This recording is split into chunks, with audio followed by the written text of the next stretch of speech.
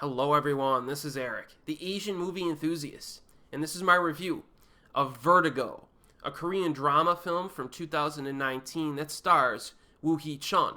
And no, this is not a remake of the Alfred Hitchcock classic, but it does utilize a similar condition for our lead character. Seo Young, a graphic designer in her early 30s, works in an office in Seoul that is high up in a skyscraper, despite the fact that she suffers from vertigo. Now, I actually looked up the definition of vertigo, which is a sensation of whirling and loss of balance, associated particularly with looking down from a great height, or caused by disease affecting the inner ear or nerve. I never knew that before, so that was kind of interesting. And that's what our character here suffers from, okay? And the story follows Seo Young as she deals with the stresses of life and occasionally interacts with a maintenance man in the office building. So she's having a secret affair, actually, with one of her colleagues, so she needs to be careful in how she interacts with him at work. Her vertigo condition is consistently affecting her ability to work, to the point where sometimes she just has trouble concentrating at all, and she kind of spaces out a little bit.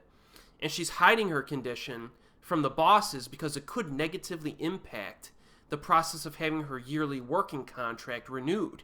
So really, she's only under contract for work for maybe it seems like a year at a time. And when you get near the end of your year, they reassess you. So you're kind of on pins and needles. Like, am I going to get renewed or am I going to lose my job? So she's under those stresses. And on top of that, she's having family problems with her mother, who is a drunk most of the time and kind of annoying to her. Now, these stresses and difficulties in her life compound throughout the film and accumulate to the point where, as a viewer, you can feel the psychological pressure that this woman is under. It's a gradual process, but I was entirely on her side and rooting for her character, especially during the second half. Now, one thing I like about the film is that you're not sure where the story is going early on. Like, what type of movie is this going to be? Is it going to be a romance film? Is it going to be a drama? Is it going to be a thriller? You're really not sure, and I like that. It makes it a bit unpredictable. Of course, it helps to have Woo-hee Chun in the lead role. Fans of Korean cinema are familiar with her in roles like The Wailing and Han-gong-ju. I love this actress, and I think her performance in Vertigo is one of the best of her young career. She is so good in this movie, despite the fact that she plays a fairly reserved, normal, maybe slightly gloomy character. She's still very relatable and likable. Her ability to convey emotion through mannerisms and facial expressions, big positive here, because Vertigo overall is a pretty subtle, understated film in many ways, so she really nailed the acting style necessary for this role. Vertigo is kind of unconventional. It's a kind of unconventional film, if only because this odd condition is showcased so much and has such an important part in this woman's life and her story. You know, the way it's blended into the everyday life of our protagonist is very compelling and very realistic. You know, in terms of portraying the disorientation associated with vertigo, this film relies heavily on camera work and sound design to give the viewer an idea as to what our protagonist experiences, which involves some dizziness and light noises.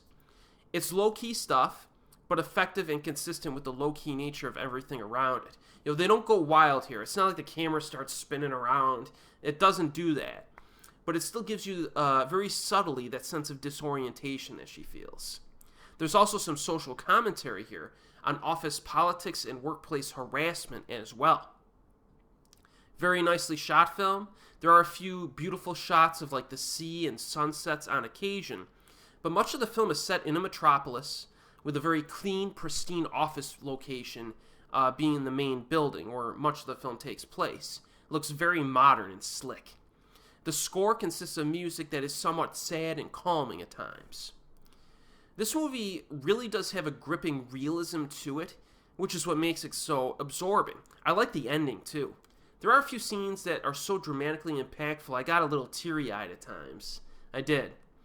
Overall, it is a deliberately paced film. It doesn't move fast. Maybe some viewers would get a little bit, I don't know, might think it's going a little bit too slow. They might get a little impatient with it. But I think if you stick with it, if you're getting a little impatient, just stick with it, because I think it kind of ramps up and it gets really compelling as it moves along. And there's some scenes, man, during the final half hour that are just great. Really good stuff. This movie, it just came out of nowhere. Like, I never even heard of this movie until I saw it listed on Asian Crush, and that's where you could see it online, is Asian Crush. I was like, what's this? Vertigo. Is this a rip-off of Hitchcock? And then I saw Woo-hee Chun on the poster. I'm like, ooh, well, I guess I'll watch it. And it was really good. I really enjoyed it. It's a little bit different, too. It's not just like your basic drama. It's kind of like, it excited me a little bit because it's something that I wasn't expecting, and it's a little different from the typical film out there. So give this one a shot, especially if you're a fan of the actress. I really liked it. And as always, I'll see you next time.